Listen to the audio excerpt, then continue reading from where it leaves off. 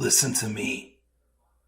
If there was a wise man who would ever think of this, they would say in order to be superior to the man, you've got to be the man. For I am the man himself.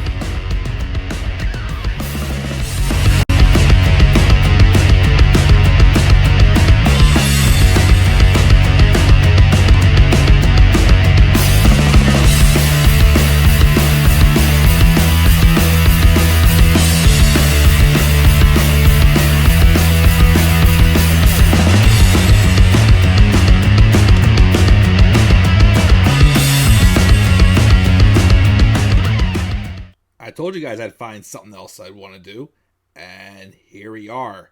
Welcome, guys, to the start of another new series on this channel of reviews. This is the Club of the Man 1993. First off, I'm sure you're not used to me being on this side of the screen, as of course it'll depend on the graphic in this series, which side of the reviews I am on.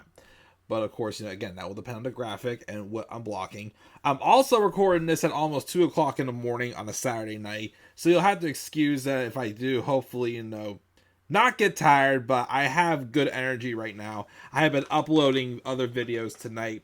But I also figured I would start a new series. Again, this is during my hiatus from Raw and SmackDown reviews. Again, I still told you I was going to be popping out more content, of course, even though I'm on a hiatus. This is, again, an unstructured channel. But this is something that's, I don't have to be on a set schedule for. I can get to these whenever I want.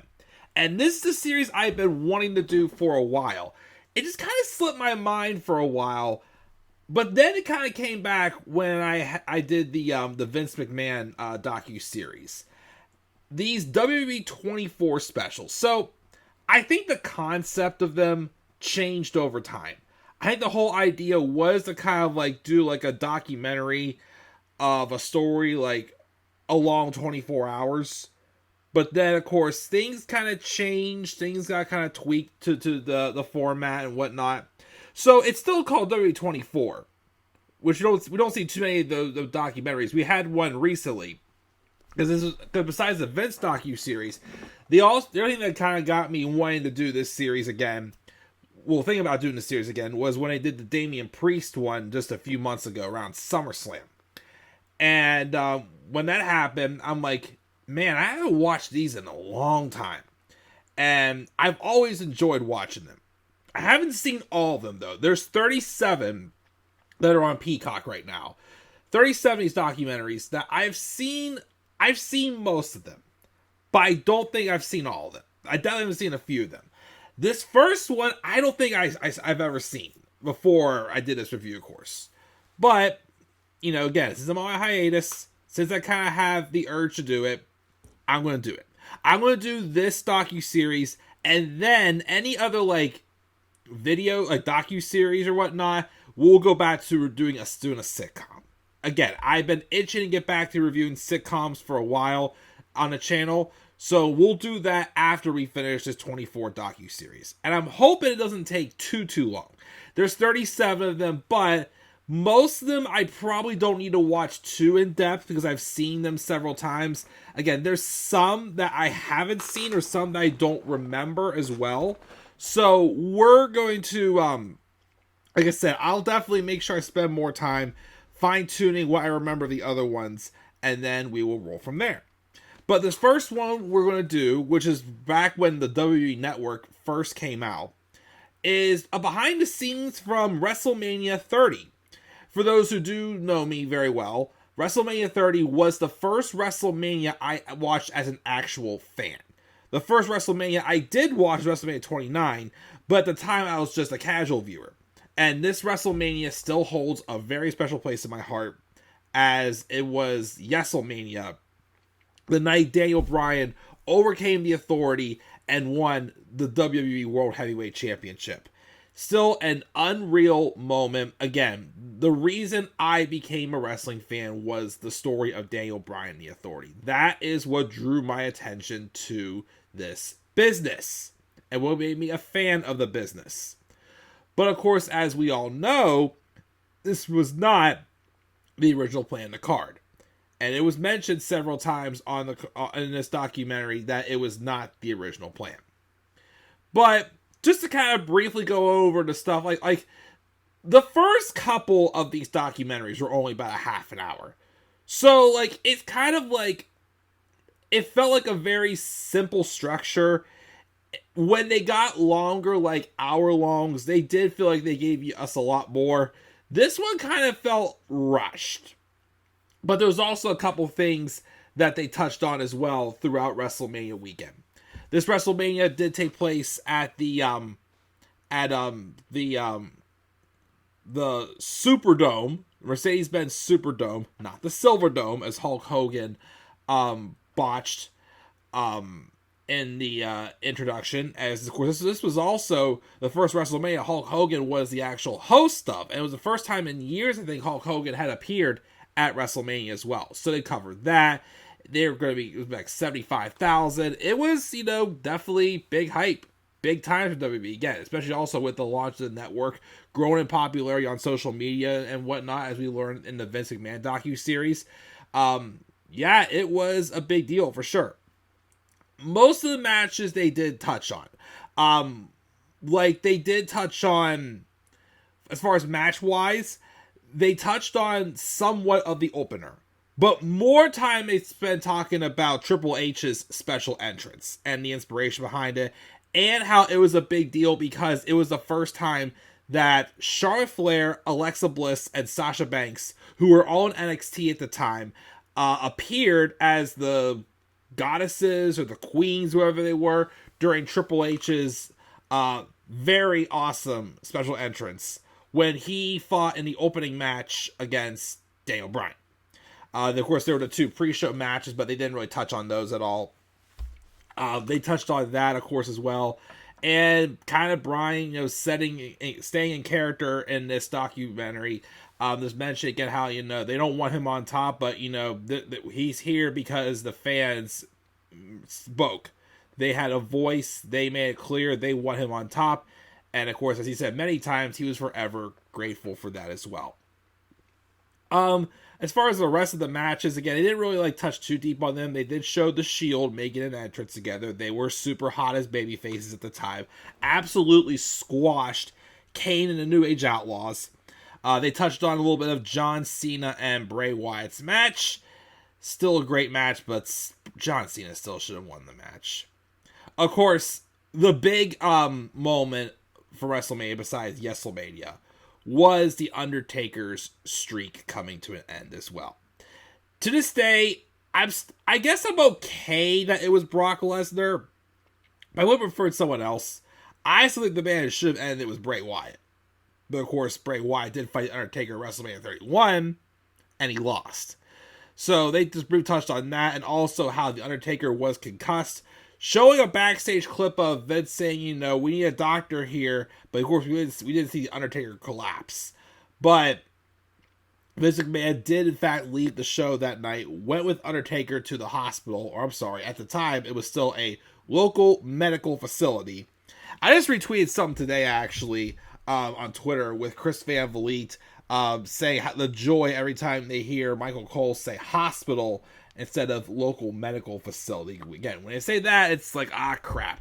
I think sometimes, though, Triple H may say it in their ear out of habit, but, that's not the case anymore, because Vince is gone. Bye-bye! But, of course, he was still around, of course, at this time.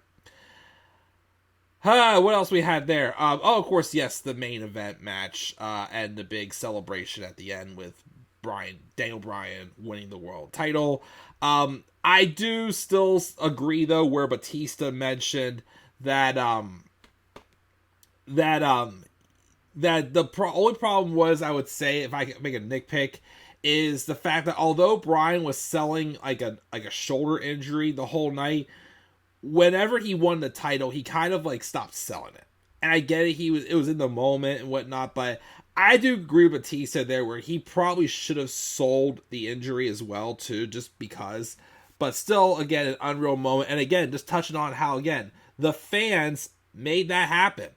If the fans didn't speak out, then this wouldn't have happened. Bryan getting this moment that can't be taken away from him would not have happened. He would have never won the world title in the main event of WrestleMania, overcoming all members of Evolution. Well, except for Ric Flair. He didn't fight Ric Flair, but Triple H, Batista, and Randy Orton. Because we'll touch on the original card here in a second, because the other things that they kind of highlighted in this documentary were a couple of things. First off, they did talk about, of course, the Hall of Fame as well. This was the year that it was headlined by the Ultimate Warrior. Mr. T was the celebrity inductee. They also had Razor Ramon, Carlos Colon, Paul Bearer, Lita, and Jake the Snake Roberts also all get inducted into the WWE Hall of Fame. But the Ultimate Warrior, this was kind of like his big like homecoming return, basically. It has been known that Warrior had a little bit of a strained relationship, like off and on relationship with the WWE, and even had some beef as well with some top stars as well. And again, me being a late bloomer fan, I don't know the whole stories, but for what I did see, it looked like it was just mainly just business. Like, for example, Hulk Hogan. Whenever a Warrior beat Hogan for the title in the title versus title match, I think it was wrestling again. Sorry, it's been a while since I watched them. WrestleMania 6, I think it was, where Hogan dropped the belt to Warrior, who was also the Intercontinental Champion. I guess Hogan made some remark that when Warrior got that, was the one he did, because they were trying to, at the time, kind of pass the torch to someone else. They needed someone new. People were getting sick of Hulk Hogan. And Warrior kind of crapped on Warrior for not, keeping the steam going, basically. And they kind of caused a rift between them. And I like that they did actually show, in this documentary, a backstage recording of the two of them kind of just like, apologizing to each other, making peace, which was a great moment to see. And also highlighting like how great of a vacation it was for Warrior and his family. Especially since it was probably the last one they took together. And also just some people who never got to meet Warrior. I remember seeing, I think, Cody Rhodes went up and introduced himself to Warrior and several others. Again, he had not been in the company. I forgot how many years it was at the time. But it was kind of like a sentimental moment where he made peace with some of his enemies. And, just basically washed off the dirt that seemed to have been on him and the company for the longest time. Again, it's just sad that just 2 days after WrestleMania, and one night after he appeared on Monday Night Raw and cut this very eerie type promo, he sadly passed away due to a heart attack. Which, again, I was stunned when it happened. He was only 54 years old, too. That's so young. It's just like such like a great ending to a great life, but just all along sad too. Yeah, he was just 54 years old. So we had that happen, and then also the other thing that they did talk about was Connor Michalek. Michalek, I never remember how to pronounce his name, but the 8-year-old who was the starter for Connor's Cure.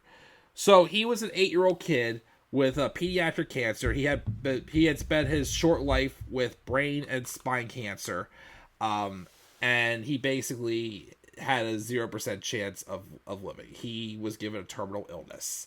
And I guess it was 2012 where they got trending to make his wish come true as, okay, I call myself the biggest Daniel Bryan fan of all time. You can't take away this respect. You gotta call Connor the biggest Daniel Bryan fan of all time. Of course, him being a big wrestling fan, he called himself, I think, Stone Crusher or Connor the Crusher. And they showed this clip where he first met Daniel Bryan in 2012, put him in the LaBelle Lock. At the time, it was called the No Lock, because that was during the Team Hell No days. And they, of course, knew that he only had so much time left. They invited him to come to WrestleMania. I think he had like a backstage interview with Batista, I think it was. And I think he was saying, don't kick Bryan's butt. He said, you don't want me to kick his butt or whatnot? But it was cute. It was very cute. And then, of course, after Bryan won the title I, for some reason, thought Bryan brought him in the ring. He did not, but he did go and talk to him on the side, gave him a hug, and just basically told him that, he was an inspiration for him as well. It meant a lot he was there. He says, just like him, I want you to keep fighting and whatnot. Sadly, though, Connor did pass away just a couple weeks, I think like 2 or 3 weeks after this WrestleMania. And he was only 8 years old. He actually passed away 2 days after Daniel Bryan's dad died. Because we all know that story where Bryan got married, I think, the Friday after this WrestleMania. Then he went on his honeymoon. But then when he got back, it's like everything just like tanked for him. Like he was on like an all-time high. And then it's like that summer he lost like everything. Because that was when he had to have the neck surgery. His father died the Monday after he got back. He got back from his honeymoon. And then we had Connor had died, I think that Wednesday, I think it was after he got back.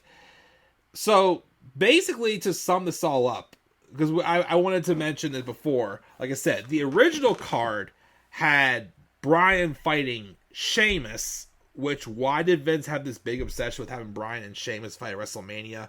Of course, the first time they were supposed to fight, it got bumped to the pre-show, which got interrupted and turned to a battle royale. Then they had the 18-second match at WrestleMania 28, because they were supposed to bring back Sheamus as a heel. But then, of course, no one wanted to see Daniel Bryan fight Sheamus. They want him at top. This was the hottest he ever was in his career.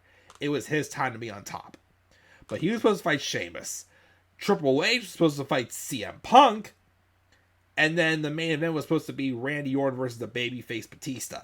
They brought back Batista, hoping he'd be like this big like babyface to draw in viewers. But again, he just did not connect with the crowd. The crowd rejected him as a face. And he even said as well that it was a mistake to bring him back as a babyface. He goes, I'm good right now at making people hate me.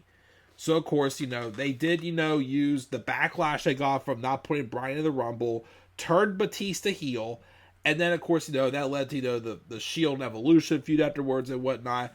So, again, despite the fact that it all started off sour, especially with the hijacking at the 2014 Rumble, whenever the crowd was upset, well, us in Pittsburgh, because I was there that night, when they didn't put Bryan in that Rumble, and they booed Batista when he won. And of course, he became Bootista or Bluetista when he wore the blue. Put that all together. Again, like I said, think about that Bryan didn't have that moment. You would have had The Undertaker lose the streak. You would have had Bryan and Sheamus, Triple H and CM Punk, which, again, the big factor that changed this whole card up was CM Punk when he walked out in 2014. So Triple H needed somebody to wrestle. And also, they needed to find some way to make that main event work where the crowd wasn't going to be hating on both of them the whole time. Of course, we did kind of have that situation in 2016's WrestleMania 32, but, So that's when they gave in and went with Bryan because they heard the crowd. But yeah, but again, seriously though, Undertaker losing his streak. The main event getting rejected with no Daniel Bryan in it. We had Connor the Crusher dying a few weeks later, and the Ultimate Warrior dying 2 nights after WrestleMania. This could have been not just one of the saddest WrestleManias, but such like a sad period in WWE period. Like, the fact that, we probably would not have had a good WrestleMania, and then all these other sad things happening around it, it's like, dang. This could have been like a very dark WrestleMania. Oh yeah, of course, add on the fact that Bray Wyatt didn't get the big win he should have had too. But yeah, this could have been, if done wrong, this could have not been one of the heart-throbbing WrestleManias. Instead, of course, it turned out to be one of the best. And one of my personal favorites still. Again, this WrestleMania will always hold a special place in my heart for sure. But, yeah, that's all I really got for the review of the 24 special WrestleMania 30. Again, I didn't want to make it like a WrestleMania 30 review, so that's why I kind of brushed through the match. It's been touched on the other couple little topics that happened between. But like I said, in upcoming ones, well, there's still a few more that are only a half an hour. Like the next one I think is the Booker T one. I've watched that one I think one time, but I don't really remember it. But when they get longer, there's going to be a lot more info, a lot more things to discuss. And yeah, like I said, this should be a fun series to do. Again, there's 37 episodes in total. And we have 36 more left. So we'll see what happens. And who knows? Maybe they'll make another one in the meantime. We'll see. But yeah, guys, that is the debuting review of the 24 series from the WrestleMania 30 episode. What are your guys' thoughts on this 24 episode? Leave your guys' thoughts down in the comments section below. Be sure also, as always, to slap a like on the video and subscribe for more content on my channel. You may follow me on Twitter as well at the Club of the Man 93.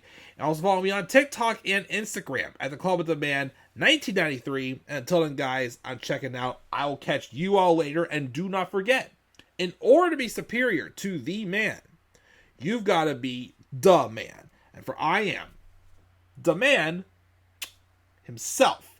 And that is not just an opinion, my friends. That is a fact of life. Yeah!